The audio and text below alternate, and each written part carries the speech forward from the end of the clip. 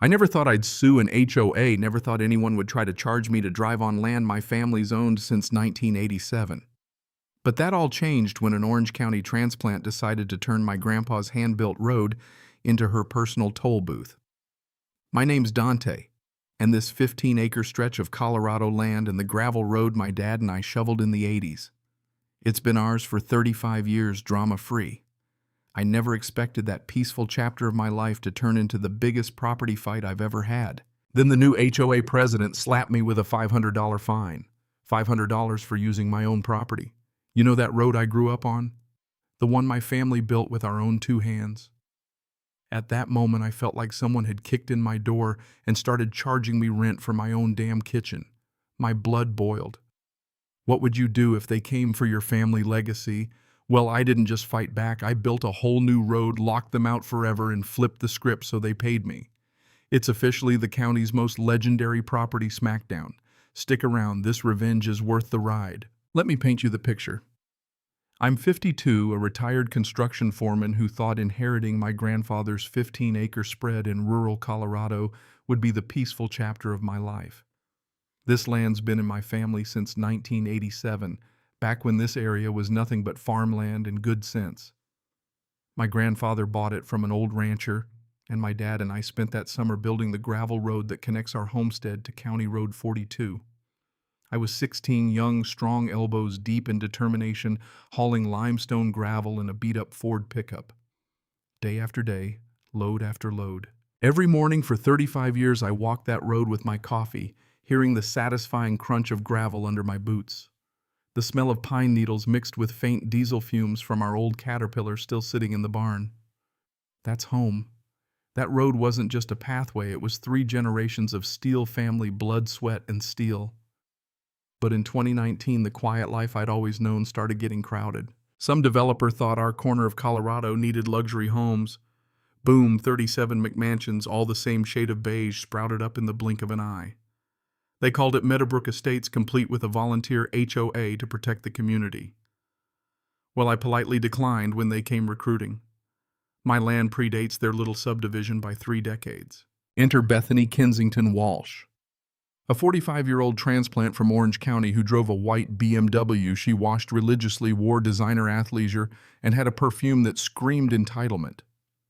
Within 6 months, she'd wrangled her way into the HOA presidency, promising to elevate the community's aesthetic standards. That's when she came for me.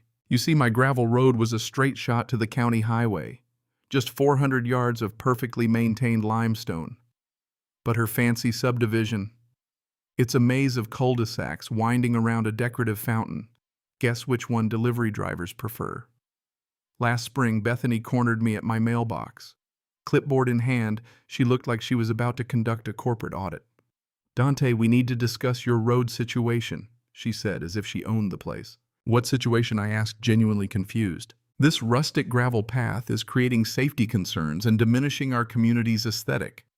We'll need you to upgrade to asphalt, add decorative lighting, and landscape it to match our design standards." I blinked. "Ma'am, this is private property built to county specs." But she wasn't having it. She shook her BMW keys in the air like they were the keys to the kingdom. "Your little shortcut affects our property values. The HOA board has voted to bring this into compliance." I stared at her, holding an official-looking paper that demanded $500 for the crime of driving on my own road. It was like being told to pay rent for living in your own house. "This is ridiculous," I muttered, my voice barely holding it together. She didn't back down. "This road has been here since 1987. Times change, Dante. We're building something special here," she said. Her smile never quite reached her eyes. That's when I realized this wasn't about road safety or property values. This was about power. Bethany wanted to prove she could push around the old-timer who wouldn't kiss her suburban ring. She picked the wrong old-timer. Within a week, she formed a neighborhood safety committee, which was really just a bunch of bored housewives with too much time and too many Ring doorbells photographing every vehicle that used my road. They'd even set up a schedule to photograph the vehicles, license plates, timestamps, driver descriptions.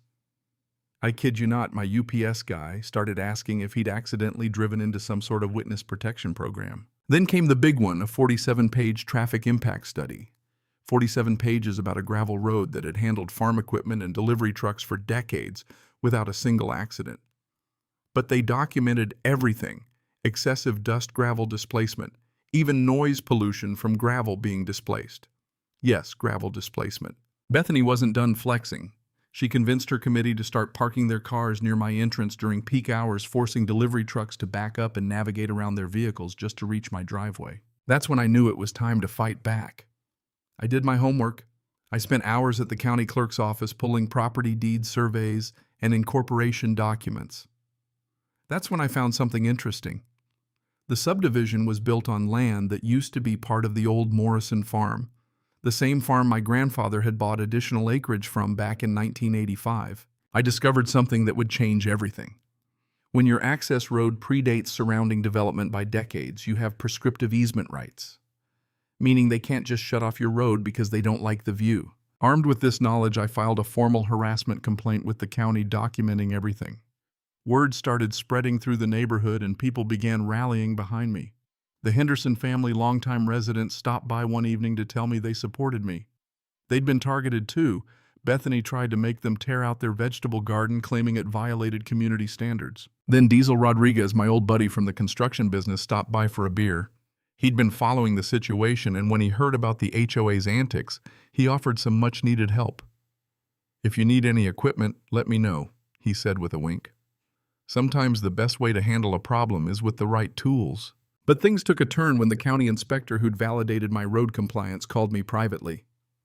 "Dante," he said, "I think you should know your HOA president tried to bribe me to find violations on your road.